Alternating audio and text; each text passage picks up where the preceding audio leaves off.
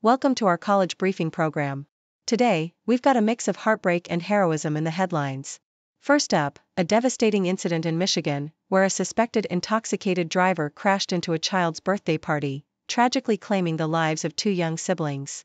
Moving over to Louisville, Kentucky, the post-celebration calm of thunder over Louisville was shattered when a juvenile was shot near Waterfront Park, sparking a swift response from local law enforcement and emergency services.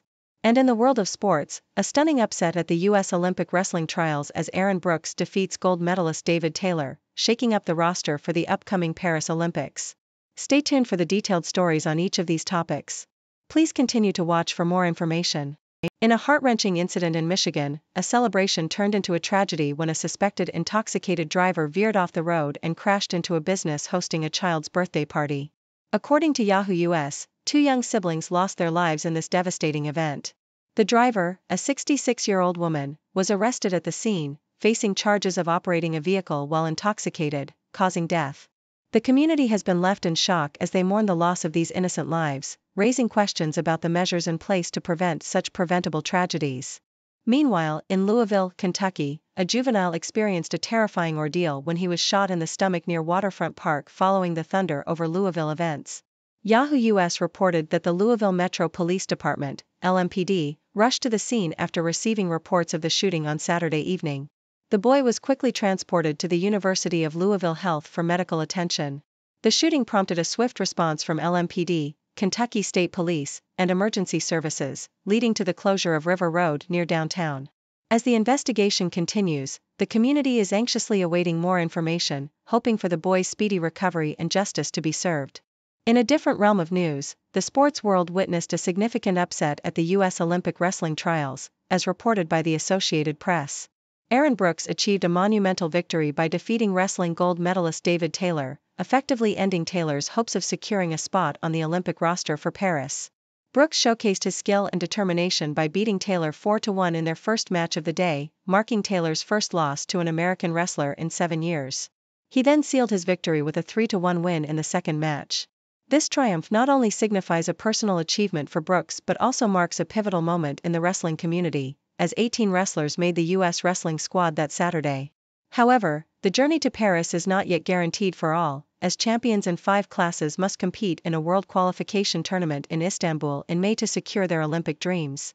These stories, spanning from tragic events to sports achievements, highlight the unpredictable nature of life and the resilience of communities and individuals facing adversity.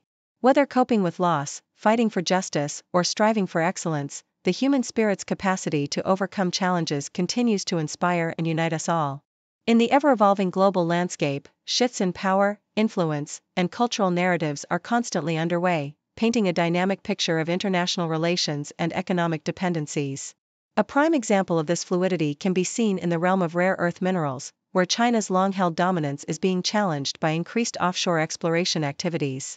According to the South China Morning Post, countries like Australia, the United States, and Myanmar are ramping up their efforts to unearth these crucial resources, thereby reducing their dependency on China. A decade ago, China accounted for 90% of the total rare earth exports, a figure that has since dwindled to about 70% in 2022, as reported by the U.S. Geological Survey. This diversification of the supply chain, spurred by the growing demand for rare earth minerals in technologies such as hybrid vehicles and smartphone screens, could potentially alter the global economic landscape, making the market more competitive and reducing China's grip on pricing.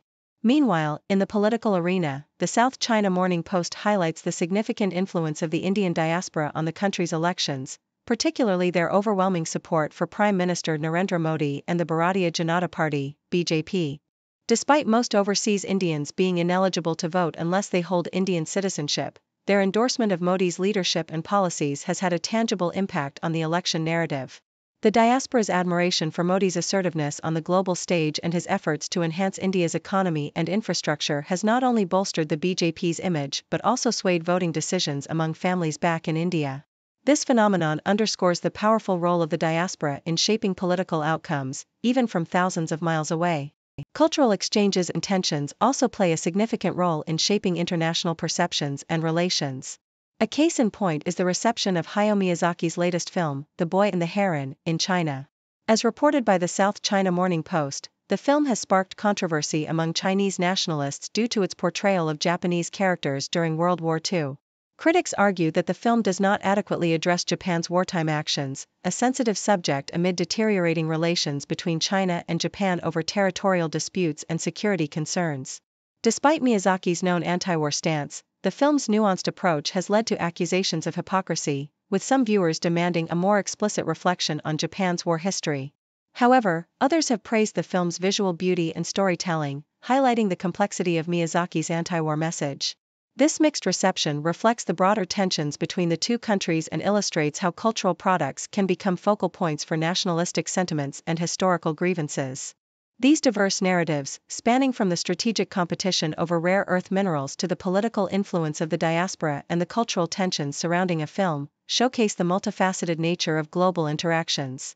Whether it's through economic rivalry, political engagement, or cultural exchange, the actions of nations, communities, and individuals continue to weave a complex tapestry of relations that shape our world in profound ways. As these dynamics evolve, they offer a glimpse into the shifting balances of power, the enduring impact of cultural narratives, and the potential for both cooperation and conflict on the global stage. In a tragic turn of events, Dave McCarty, a beloved 11-year MLB veteran and a key member of the 2004 Boston Red Sox championship team, has passed away at the age of 54.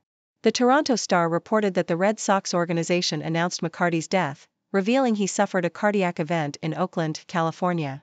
McCarty's career spanned over 11 years across 7 MLB teams, but it was his time with the Red Sox from 2003 to 2005 that left an indelible mark on fans and the team alike. During Boston's memorable title-winning season in 2004, McCarty appeared in 89 games, contributing to the end of the team's 86-year championship drought. Over his career, he boasted a batting average of .242, with 36 home runs and 175 RBIs in 630 games. After hanging up his cleats, McCarty transitioned to a successful post-playing career as an analyst for the New England Sports Network, sharing his insights and love for the game with fans across the region. In another part of the world, tragedy struck the Japanese Navy as the Globe and Mail reported that 2 Navy helicopters crashed into the Pacific Ocean south of Tokyo during a nighttime training flight. The incident, which is believed to have occurred due to a possible mid-air collision between the 2 helicopters, has resulted in 1 confirmed death and 7 crew members still missing. The search for the missing personnel continues as rescuers have managed to recover a flight data recorder and fragments believed to be from the helicopters. These findings will be crucial in determining the cause of the crash. This unfortunate event underscores the risks military personnel face during training and operations.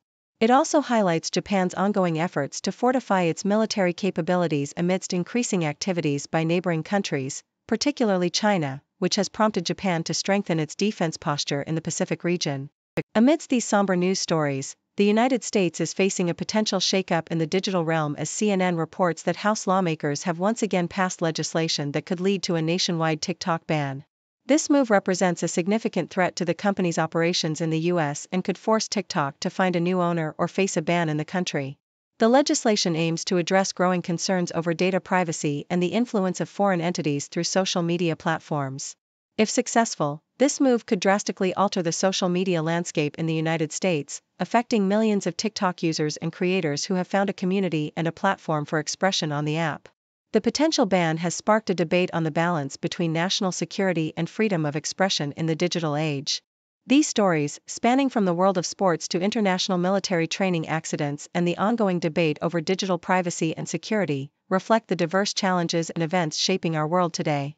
From the loss of a cherished baseball player to the perils faced by military personnel and the complexities of navigating digital governance, each narrative offers a glimpse into the human experiences that connect us, the risks that confront us, and the evolving landscape of our digital lives.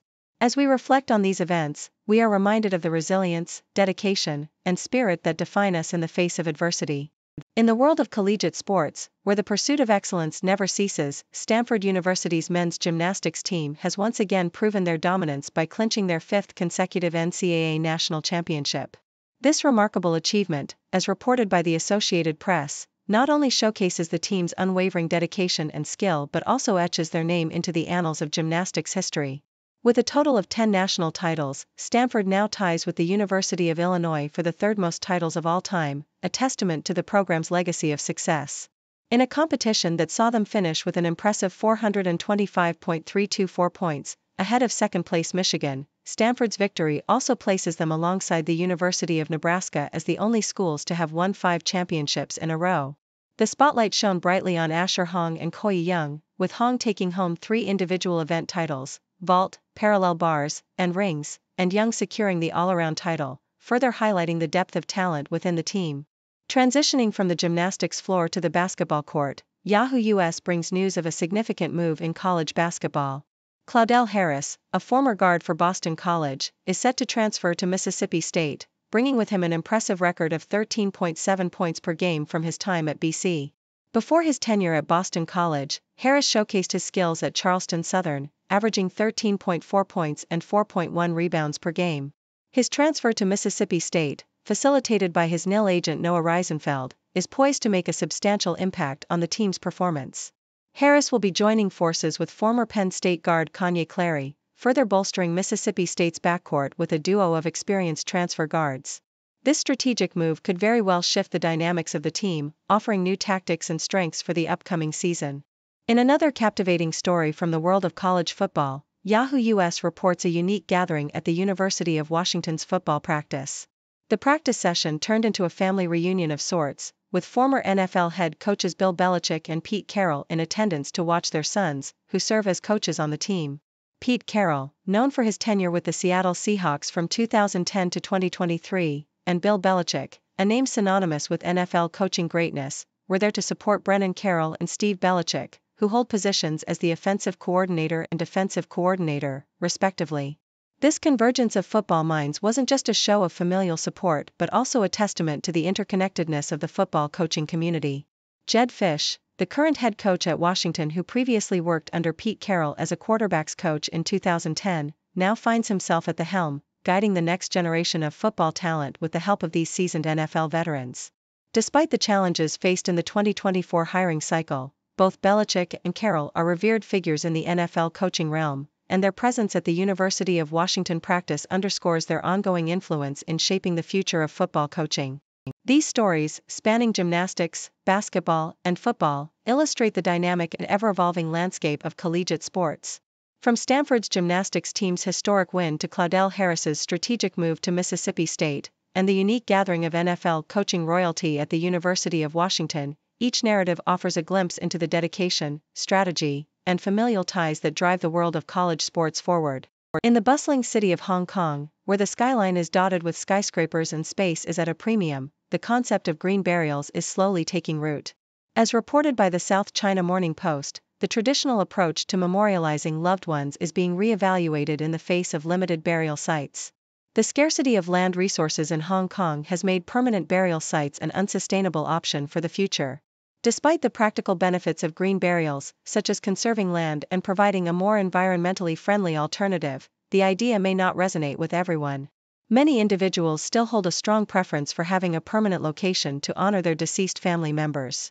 To bridge this gap, there is a growing need for education and promotional campaigns aimed at fostering open discussions about death and burial preferences, especially with elderly family members. The goal is to encourage more people to consider green burials as a viable and respectful option. Meanwhile, in the world of college basketball, the Gonzaga men's basketball team is eyeing potential recruits to bolster its roster for the 2024-2025 season. According to Yahoo US, 5 promising players are on Gonzaga's radar, each bringing unique skills and backgrounds to the table. Among them is Trent Perry, a guard from Harvard Westlake, who has garnered interest from a slew of top programs, including Gonzaga itself. Another notable prospect is Wesley Yates, a dynamic scorer who has entered the transfer portal following the firing of Washington's 7th-year coach, Mike Hopkins. Eileen Fibluil, who previously chose UCLA over Gonzaga, caught attention with his performance against the Bulldogs, scoring 6 points and grabbing 8 rebounds in his best game of the season. Nolan Traore, a 17-year-old guard playing for St. Quentin, and Ian Martinez, an All-Mountain West honorable mention from Utah State, are also on Gonzaga's recruitment list. These potential recruits represent a blend of talent and ambition that could shape the future of Gonzaga's basketball team. In the realm of Olympic sports, Helen Morales has etched her name in the history books as the first American female wrestler to qualify for 3 Summer Games.